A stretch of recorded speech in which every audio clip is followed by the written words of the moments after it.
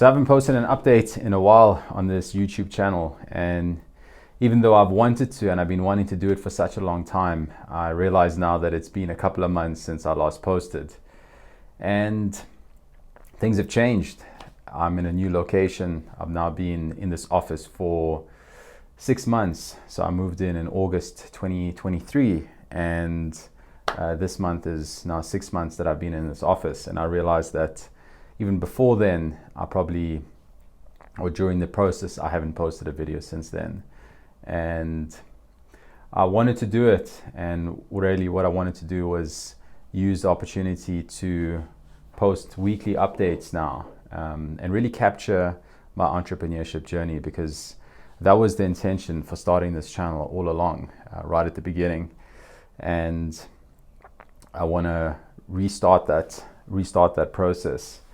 And really, this is meant to be something very real, very authentic, very raw, and something which doesn't have a lot of editing to it, because I realized that while I was so focused previously on the editing, it was taking away from the content itself.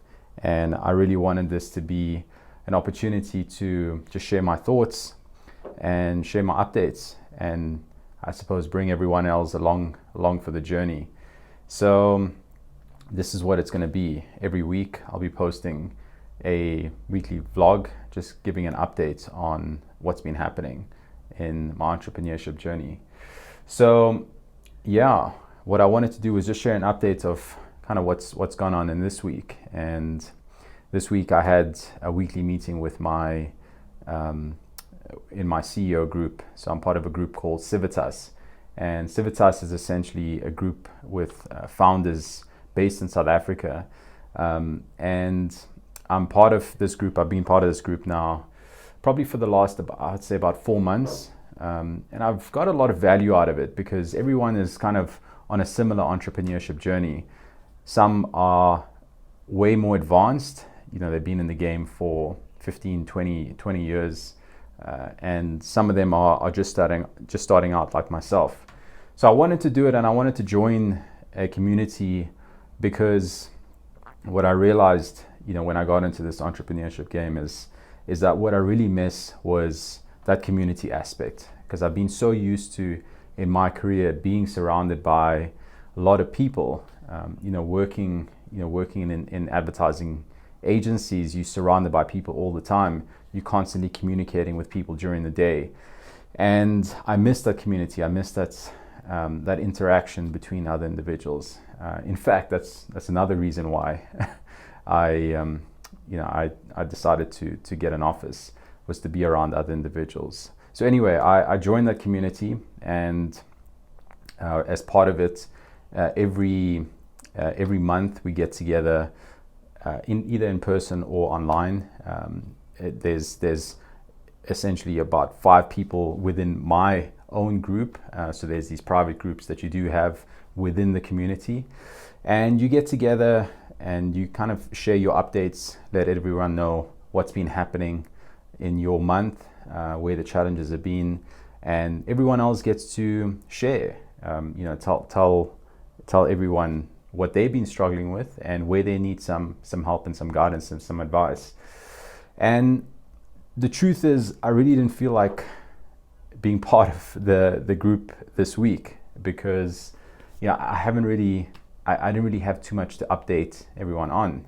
Nothing has changed dramatically month on month since the last one, which we had at the end of December. So I was like, well, what do I tell them? And I kind of felt, I do feel a little bit intimidated being part of that group, because people there are running very successful businesses. They've been around for a long time, and I do feel, a little bit, I guess intimidated is one word, but also, out of my depth. I don't know how else to explain it. And what I did join. I decided not to back out, and it's amazing how the challenges that I was facing, which is really around business growth. How do I get new clients, and how do I grow my business?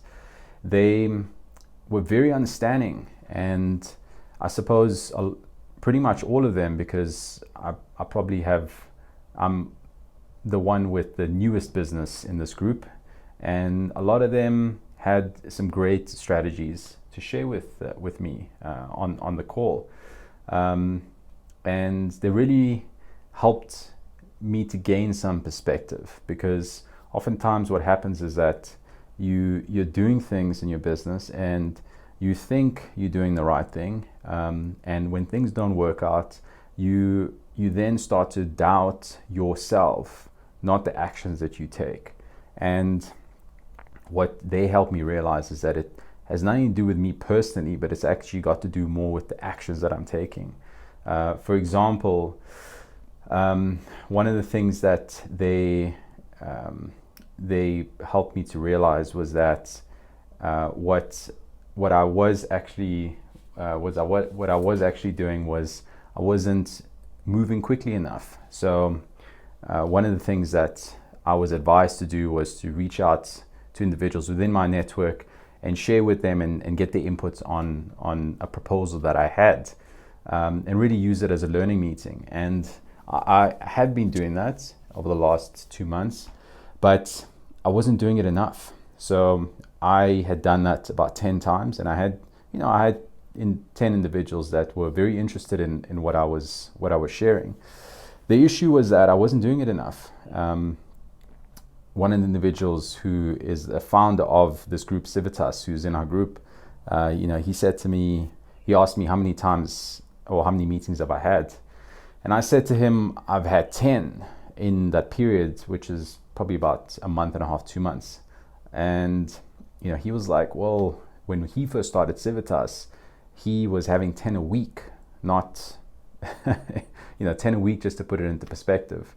And then another individual who runs a successful IT company, who's also within the group, he's been running his business for 15 years. And he said to me, what he did when he initially started out was he was making 150 calls every single day to build up the business. And that really reset my beliefs around how much effort it takes, because I was like, well, I've had 10 meetings, and I felt like if they do convert, they will be great revenue generators for my business. They haven't yet converted, but at the same time, I need to be doing more of those, and they helped me to realize that.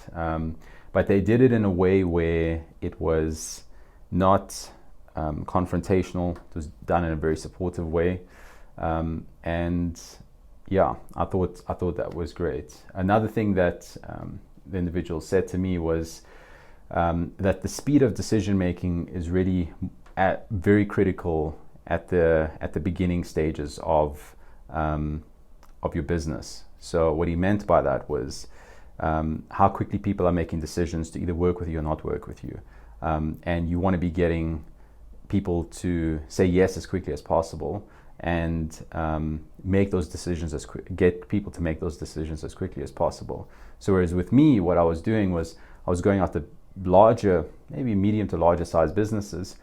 They were taking longer to make their decisions, and still taking that long time. And what the approach that I should be taking is maybe going after the smaller businesses, and maybe a smaller proposal, and getting them to say yes a lot quicker, so that I can at least start working on it. So that was a key thing, and it was good to get that perspective shift. And I walked away from that meeting feeling quite reinvigorated and motivated, because I realized that I just need to be putting in more effort, and I'll get more results.